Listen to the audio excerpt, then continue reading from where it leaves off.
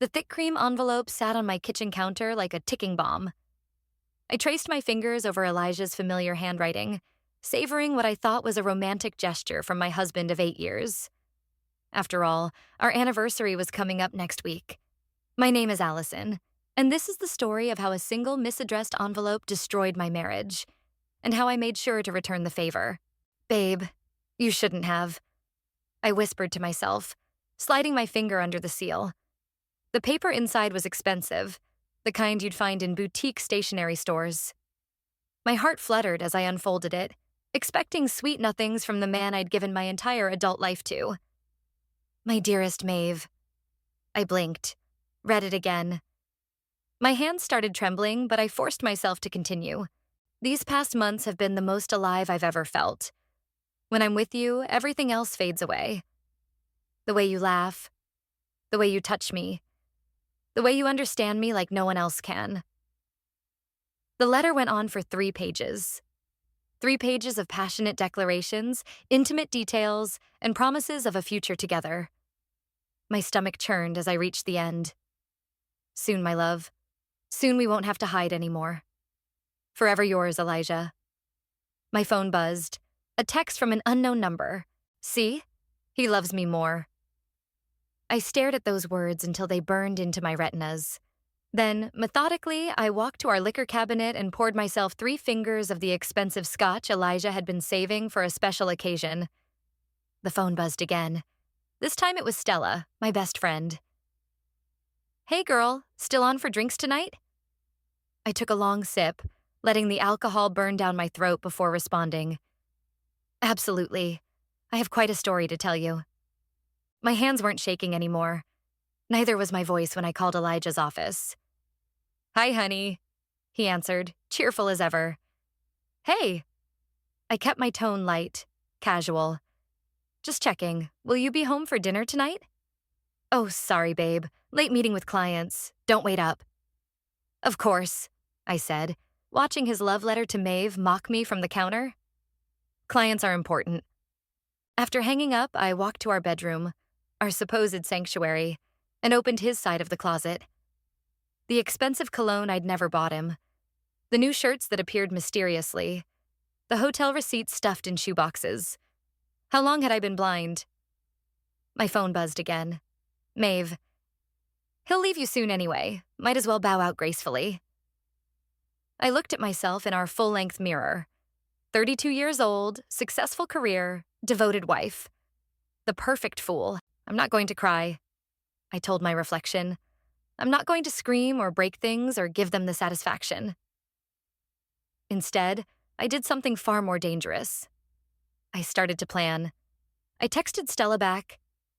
Meet me at Murphy's at 7, and bring your laptop. We have work to do. Then I carefully replaced everything in Elijah's closet, exactly as I'd found it. I refolded his precious love letter and slipped it into my purse. I even cleaned the scotch glass and put it back, precisely where it had been. My phone lit up one final time. Elijah. Love you, beautiful. Don't forget we have dinner with your sister Anna next week. I smiled at the screen, a cold, sharp smile that would have terrified him if he could see it. Wouldn't miss it for the world, honey. I typed back. Wouldn't miss it for the world. Because here's the thing about betrayal. It's not the act itself that destroys you. It's the moment you realize how long you've been living in a carefully constructed lie. How many people might have known, might have seen, might have pitied poor, naive Allison? Well, they wouldn't be pitying me for long. I grabbed my keys and headed for the door, leaving our perfect house with its perfect lies behind me. Stella would be waiting at Murphy's, and I needed her particular brand of righteous anger right now. Because I wasn't just going to leave Elijah. I was going to dismantle his entire world, piece by carefully constructed piece.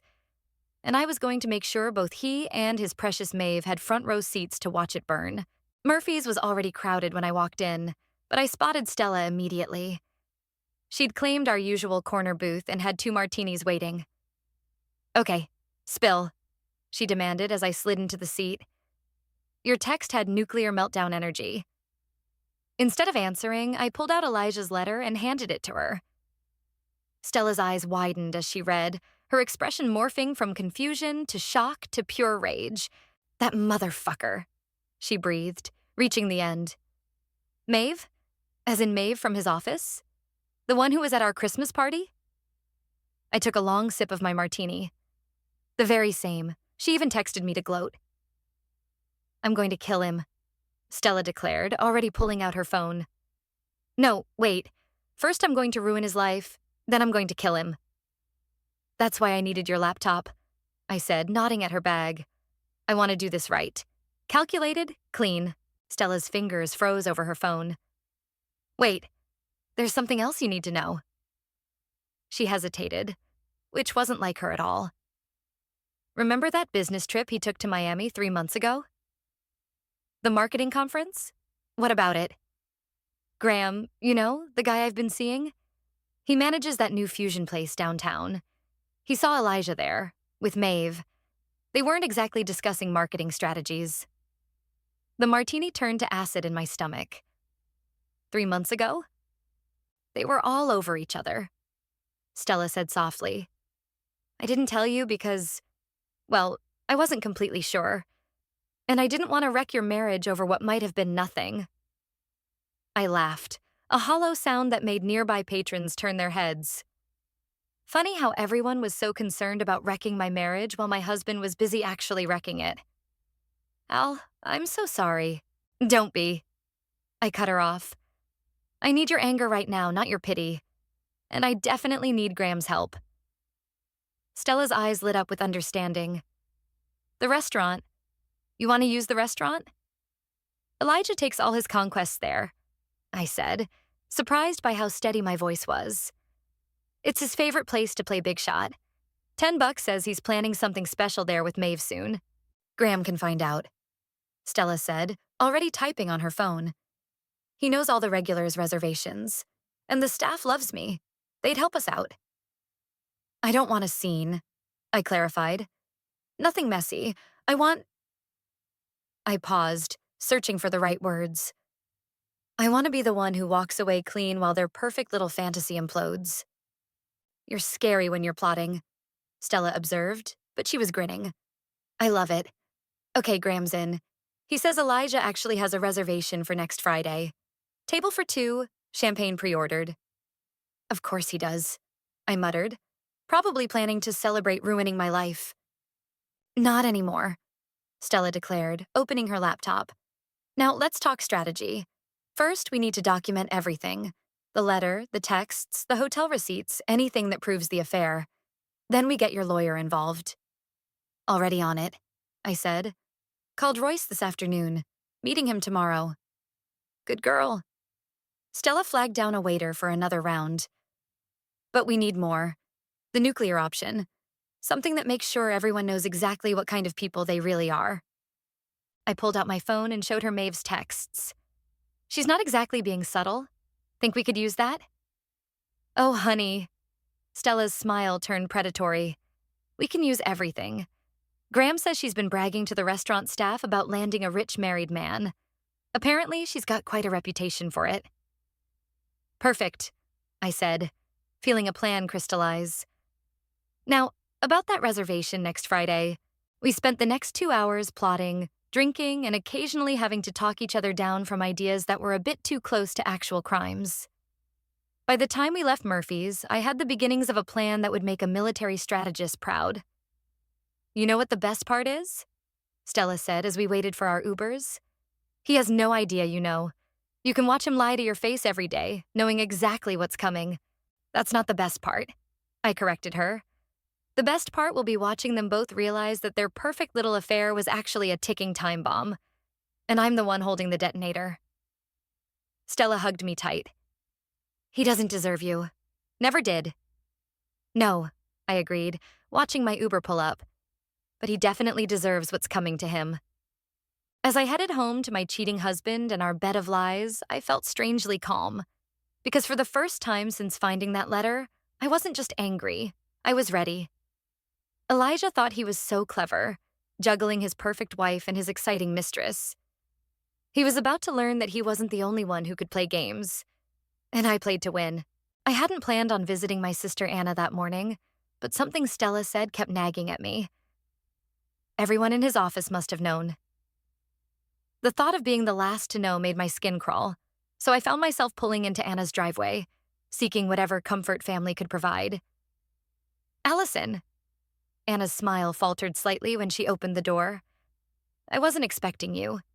Is everything okay? Just needed some sister time, I said, watching her face carefully. Can I come in? She stepped aside, but there was something off about her movements. Too careful, too controlled. The kitchen was spotless as always, but Anna's hands shook slightly as she made coffee. How's Elijah? She asked, not quite meeting my eyes. Funny you should ask. I pulled out my phone and pulled up Maeve's texts. Want to tell me how long you've known? The mug slipped from Anna's hands, shattering on the tile floor. Coffee splashed across her pristine white cabinets. Oh God, she whispered. Oh God, Allison, I'm so sorry. How long? 6 months, she admitted, still staring at the broken mug. I saw them at Riverside Park. It was obvious what was happening. The betrayal hit like a physical blow. 6 months. My own sister knew for 6 months and said nothing. I wanted to tell you. Anna's voice cracked. But Dad said, Dad knows too? The room started spinning. Who else? The mailman? The whole neighborhood? Dad said it would blow over. Anna continued, tears streaming now. He said these things happen in marriages, that we shouldn't interfere. That it would only hurt you more to know. I laughed, a harsh sound that made Anna flinch. Right, because finding out my entire family conspired to help my husband make a fool of me hurts so much less. It wasn't like that, she protested. We were trying to protect you. Protect me? I stood up, my chair scraping against the floor. By letting me live a lie? By watching me plan dinner parties and family gatherings while my husband fucked his mistress and everyone knew but me? Please let me explain. Save it. I turned to leave but caught sight of something on her kitchen counter, a photo album left carelessly open. And there, smiling up at me, was a picture that stopped my heart. Elijah and Maeve at what looked like a company party. His hand on her waist, both of them laughing at some private joke. The date stamp in the corner. 2 years ago. 2 years, I whispered, picking up the photo. This has been going on for 2 years? Anna went pale. That's not... I don't think... Don't. My voice was ice. Don't you dare try to lie to me now. I pulled out my phone and took a picture of the photo. Evidence. Ammunition. Allison, please. Anna reached for me. Whatever you're planning... You don't get to have an opinion on what I'm planning. I cut her off. You lost that right when you chose his side over mine. When you all did. We're family. Family doesn't do this, I said, heading for the door. Family doesn't watch someone they love be humiliated and say nothing. Family doesn't protect the wrong person. What are you going to do? I paused at the door, looking back at my sister, my former confidant, my former friend. I'm going to do what none of you had the courage to do. I'm going to tell the truth. And I'm going to make sure everyone faces the consequences of their choices. Dad will be furious, she warned. Dad can join the club, I replied. Seems like everyone's been lying to me except Maeve. At least she had the decency to gloat openly. As I drove away, my phone buzzed with messages from Anna. I ignored them all. Instead, I called Stella. The plan needs to change, I said when she answered. It's bigger than we thought. 2 years bigger. What do you need? Everything, I said, thinking of that photo, of my sister's tears, of my father's calculated silence. I need to burn it all down. Not just Elijah and Maeve, the whole perfect family facade. Now you're talking, Stella replied. Graham just texted. He's got something you need to see. How fast can you get to the restaurant? I checked my speed, already 10 over the limit. Give me 15 minutes. And Stella? Yeah? Thank you. For being the only person who told me the truth. Always, she said firmly. Now let's go make them regret every lie they ever told you. I hung up and pressed the accelerator harder. The truth was finally coming out, whether my family liked it or not. And this time, I would be the one controlling the narrative. The restaurant was quiet at this hour, caught in that lull between lunch and dinner service. Graham met me at the back entrance, his usually cheerful face serious. "Thanks for coming," he said, leading me through the kitchen. "You need to see this." He guided me to his office, where Stella was already waiting, her laptop open. "Show her," she told Graham. He pulled up the restaurant's reservation system. "Your husband's been a regular here for years. Always the same table, always for two. But here's the interesting part. Look at the names." I leaned in, scanning the records. Different names, different dates, but always that same table. "These aren't all Maeve?" "Not even close," Graham said grimly. "I checked with the long-term staff. There's been at least 3 different women over the past 2 years. Maeve's just the latest."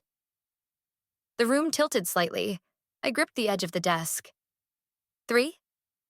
"That we know of?" Stella added softly. "But wait, there's more. Show her the social media stuff." Graham pulled up Instagram, navigating to a private account. "This is Gabriella. She's Maeve's best friend, and she loves to overshare after a few drinks." The photos told a story I wasn't prepared for. Maeve and her friends at various parties, bars, restaurants, and in the background of several shots. Elijah, sometimes with Maeve, sometimes with others. "He wasn't just having affairs," I said slowly. "He was part of their whole social circle." "Gets better," Stella said, taking over the mouse. "Look at the comments on this one. A photo from 6 months ago. Maeve and Elijah at some rooftop bar, his arm around her waist. The comments were mostly heart emojis and congratulations, but one caught my eye. 'Another married man? Girl, you're getting predictable.' She makes a habit of this," Graham explained. "The staff here call her group the husband hunters. They specifically target married executives." I felt sick. "And everyone just knows about this? Rich men, pretty girls." Graham shrugged. "People look the other way." "Not anymore," I said, pulling out my phone. "Stella, remember that fake profile we set up last night?" She grinned. Already friended Gabriella. She accepts pretty much anyone who claims to work in fashion. "Perfect." I started typing. Let's see how much these husband hunters like to share after a few friendly DMs. Over the next hour, we crafted messages carefully designed to get Gabriella talking. A few compliments about her style, some casual questions about the city's dating scene, and... "She's responding," Stella announced. "Oh my God, listen to this. Yeah, Maeve's guy is loaded, but his wife is so boring. Can't wait for the divorce party." My fingers tightened around my phone. "Divorce party?" "Keep reading," Graham said. It gets worse. Gabriella was spilling everything. How Maeve planned to humiliate me publicly once Elijah left me. How they'd already picked out an apartment together. How they laughed about me at their parties. "That's enough," I said, standing abruptly. "I need to see Royce." "Your lawyer?" Stella asked. "It's time to prepare the papers, but not just divorce papers." I smiled, and both Stella and Graham took a small step back. "I want everything documented. The affairs, the conspiracy, the public humiliation plans. Every single detail." "What are you thinking?" Stella's eyes sparkled with anticipation. "They want a show? Let's give them one." I turned to Graham. "That reservation next Friday. Can you help me arrange something special?" He nodded slowly. "What did you have in mind?" "I want their perfect romantic evening to turn into a nightmare, but subtle, elegant." I paused. "And very, very public." "I know just the waitress," Graham said. "She's worked their table before. She hates them both." "Perfect." I checked my watch. "Royce's office is still open. Stella, can you keep working Gabriella? Get as much documentation as possible?" "Already on it," she said, fingers flying over her keyboard. Want me to save those Instagram posts before they can delete them? Everything, I confirmed. Screenshots, dates, names. I want a paper trail a mile long. As I headed for the door, Graham called after me. Allison, for what it's worth, the staff is rooting for you. We've watched him parade women through here for years. I paused. Then they'll enjoy the show next Friday. Driving to Royce's office, I felt strangely calm. Every new betrayal, every fresh humiliation just made my resolve stronger. They thought I was boring, predictable. Fine. I'd show them just how exciting I could be. My phone buzzed. Another gloating text from Maeve. Hope you're preparing for some big changes. Oh, I am, I whispered to myself, pulling into the law office parking lot. Just not the changes you're expecting. The pieces were falling into place. Now all I had to do was wait for Friday and watch their perfect world crumble. Thursday night. Less than 24 hours before everything would change. I stood in our walk-in closet staring at the dress Elijah had bought me for our last anniversary. Red silk, perfectly tailored. He'd called it my power color. Getting rid of things already? I turned to find Stella in the doorway, holding 2 bottles of wine. She'd insisted on coming over for final preparations while Elijah was at his late meeting. Just thinking, I said, touching the fabric. 8 years of marriage and every gift, every compliment, every moment. It was all just part of his cover story. Don't. Stella handed me a glass. Don't let yourself go soft now. Not when we're so close. She was right. I closed the closet door firmly. Royce finished the papers this afternoon. Everything's ready. And Graham confirmed the reservation?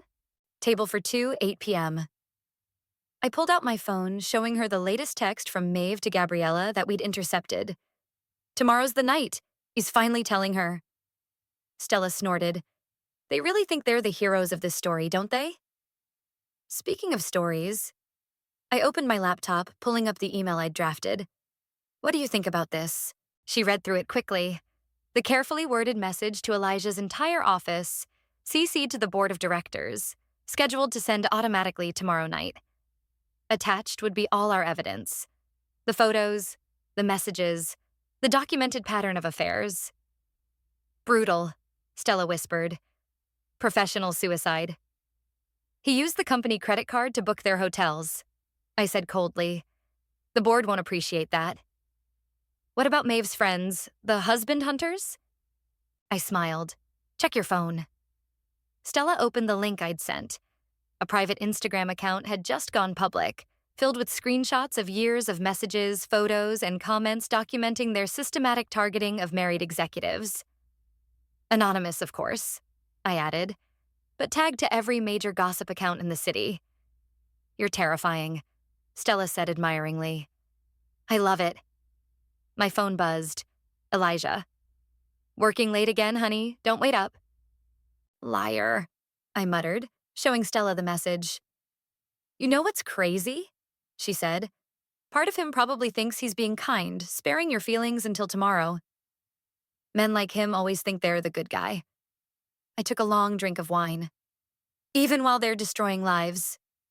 Stella's phone chimed. Graham says everything's set at the restaurant. The waitress knows exactly what to do. I nodded, but suddenly the weight of tomorrow felt overwhelming. What if… No, Stella cut me off. No doubts. Remember what they did. Remember how they laughed at you. She was right. Again. I walked to our bedroom, soon to be just his bedroom, and opened my jewelry box. Inside lay the evidence of 8 years of lies. Anniversary gifts, birthday presents, just because surprises. All of them bought with guilt money. I'm keeping the diamonds, I announced. Consider it payment for services rendered.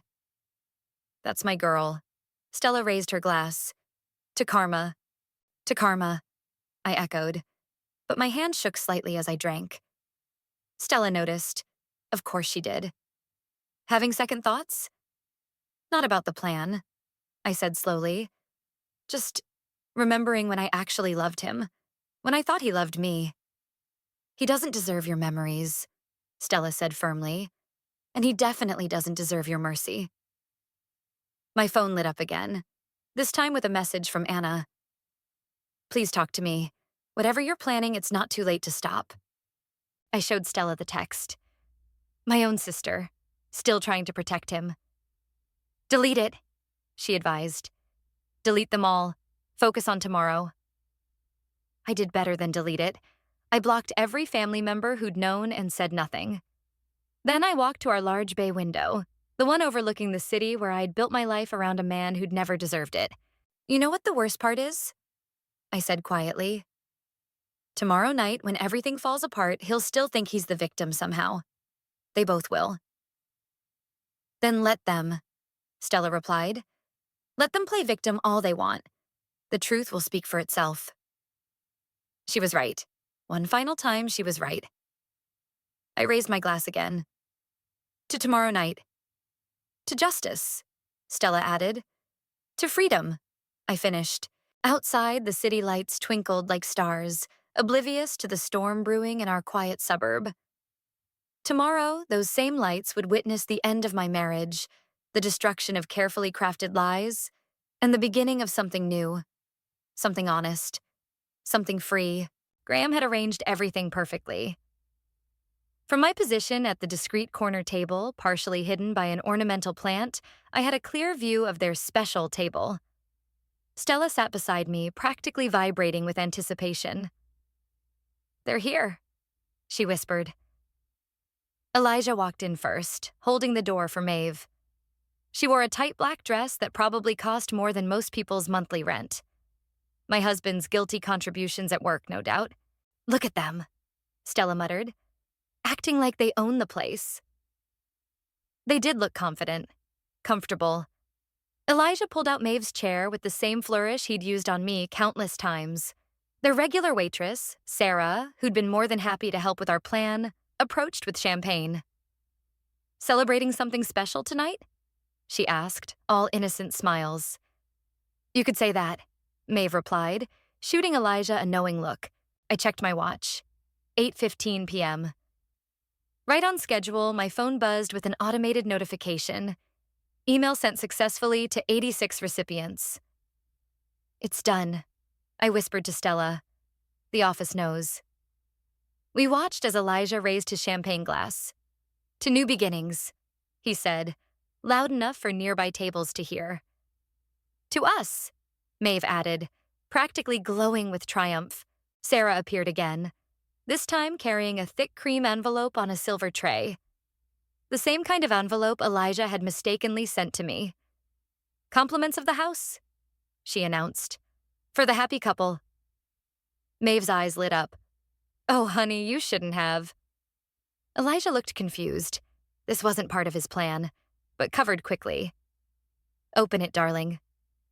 Stella gripped my arm as Maeve tore into the envelope, clearly expecting jewelry or some romantic gesture. Instead, she pulled out a thick stack of legal documents. Divorce papers, with every instance of infidelity meticulously documented. The color drained from her face as she read. What is this? Is something wrong? Sarah asked innocently. Elijah reached for the papers. His hands shook as he recognized what they were. This isn't possible. How? Open marriage? Maeve suddenly shrieked, making several diners turn. You told me she agreed to an open marriage.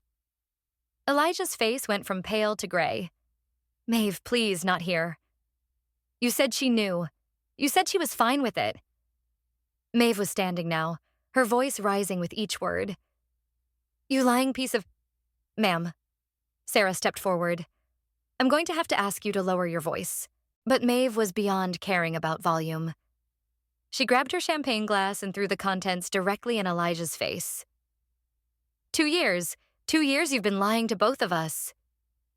The restaurant had gone silent, every eye on their table. Phones were out, recording. Exactly as planned. Maeve. Elijah hissed, trying to grab her arm. Let's discuss this privately. Privately? She laughed, a harsh, ugly sound. Like how you privately told me your wife was frigid? Or how you privately promised to leave her months ago? I can explain. Explain this. She grabbed the legal documents and started reading aloud. Documented affairs with multiple women, company resources used for personal encounters, premeditated deception. Elijah lunged for the papers, but Maeve danced away. In their scuffle, a wine glass toppled, spreading red across the white tablecloth like blood. Security. Graham's voice cut through the chaos. Please escort these people out. As two large men approached their table, Maeve turned to the now captive audience. He's a liar. He's been lying to everyone. And his wife. She stopped abruptly, her eyes landing on our corner table.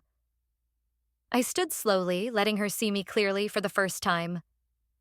Hello, Maeve, I said calmly. Enjoying your special night? You... Understanding dawned on her face. You planned this. Actually, I smiled. You planned it.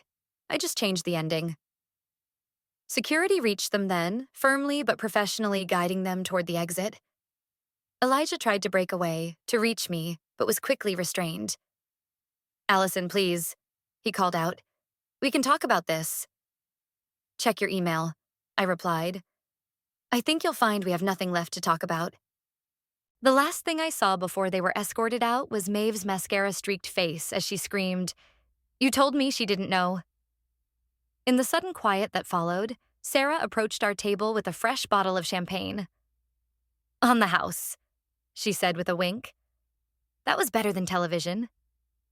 Stella raised her glass. To the best show in town.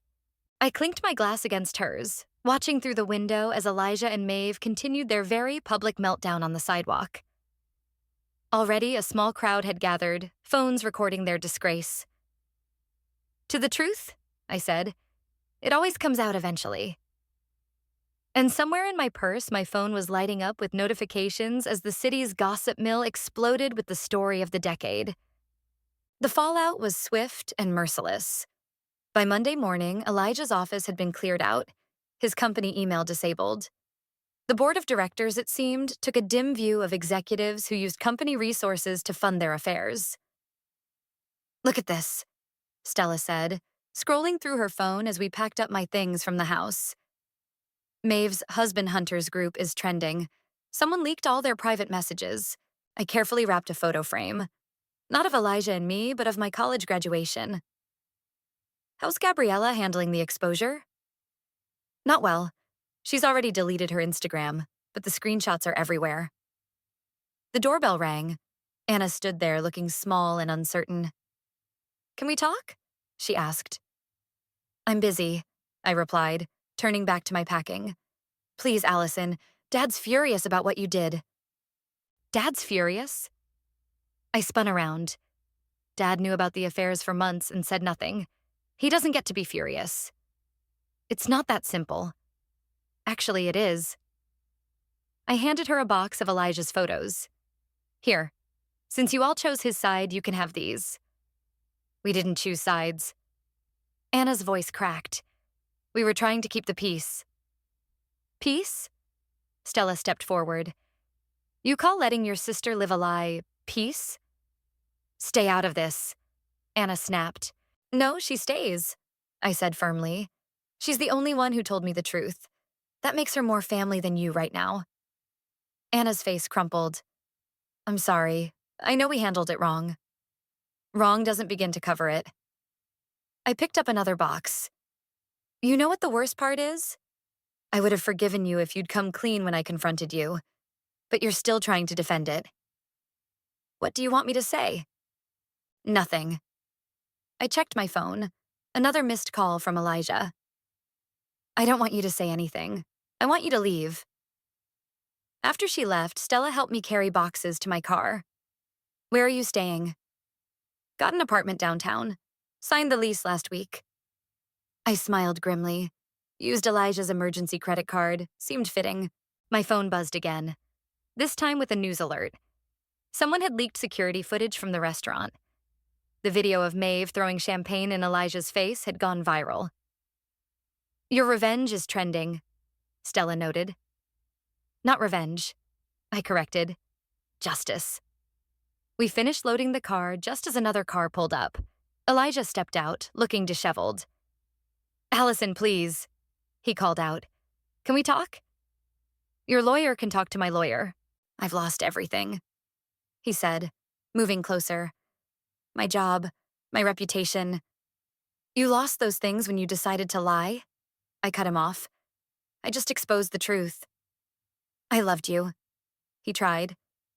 No. I held up my hand. You loved having a wife at home while you played around. You loved your image as the perfect husband. You never loved me. That's not true. Really?